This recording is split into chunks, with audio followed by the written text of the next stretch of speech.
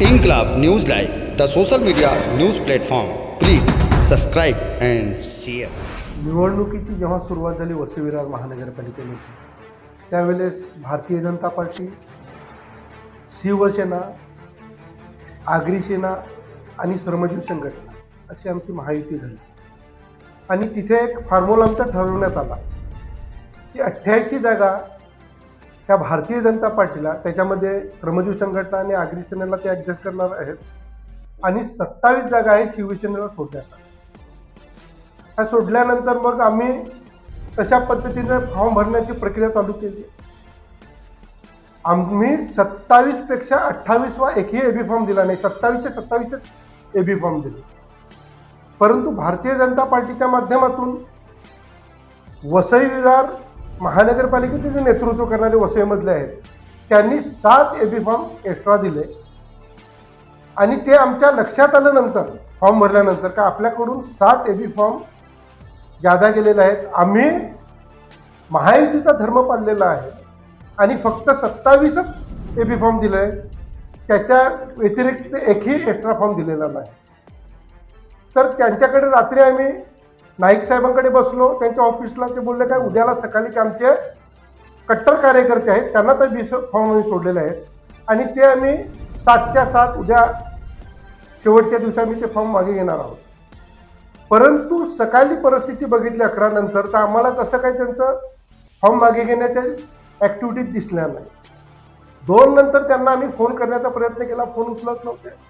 आणि त्याच्यानंतर मग 2:30-3 नंतर त्यांचे काही कार्यकर्ते काही ठिकाणी येऊन ना थांबले आणि सांगायला की आमचे उमेदवारच गायब झालेले आलेले नाही आहेत. तर मला असं वाटतं का एक ते षडयंत्र आहे किंवा वसई विरार महानगरपालिकेमध्ये भारतीय जनता पार्टीचे नेतृत्व कुठेतरी कमकुवत आहे असं माझं ठाम मत आहे.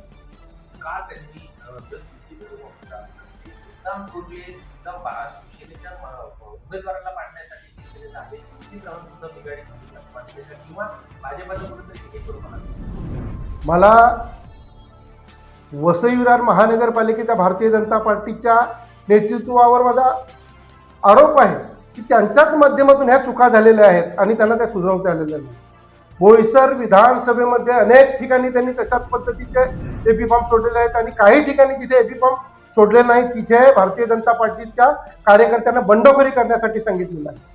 1 नंबरमध्ये शिवसेनेचे कार्यकर्ते आमचे नाराज झाले, त्यांना एकही सीट न मिळले आणि त्यांनी मग अपक्ष 4 फॉर्म घेतले.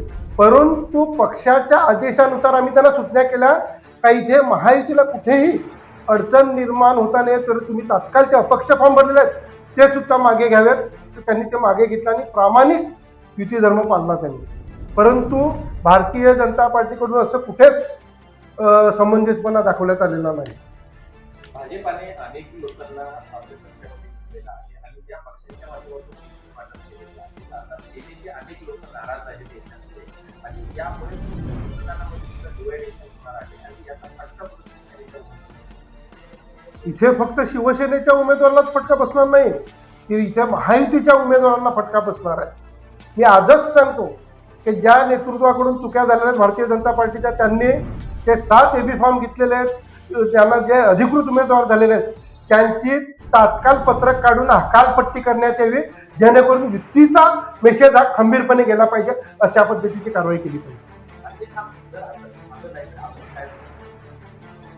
आम्ही युतीचं काय आम्हाला पक्षाचे मुख्य नेते आदरणीय एकनाथजी शिंदे साहेबांनी सांगितलेलं की आपण युतीमध्ये आहोत, युतीचा धर्म पाळायचा. आम्ही तरीही युतीचा धर्म पाळणार आणि वसई विरार महानगरपालिकेवर युतीचाच महापौर बसणार या पद्धतीचं आम्ही काम करणार.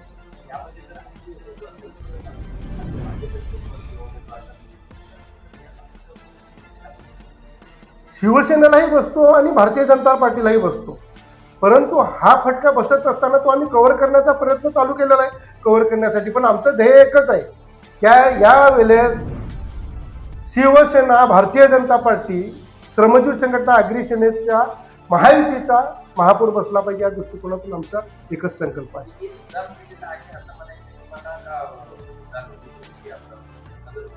नजर चुकीने हा विषय झालेला नाही, हा जाणून बुजून विषय केलेला आहे. परंतु नंतर त्यांना कंट्रोल करता आला नाही का काय असं मला माहीत नाही. पण जर कंट्रोल करता आला नाही तर मग वसई विरारचं भारतीय जनता पार्टीचं नेतृत्व कुठेतरी कमकुवत आहे. अगली खबर प्राप्त करने के लिए चैनल को सब्सक्राइब करें, लाइक करें और शेयर करें और सपोर्ट करें निःशुल्क पत्रकारिता का। जय हिंद, जय महाराष्ट्र।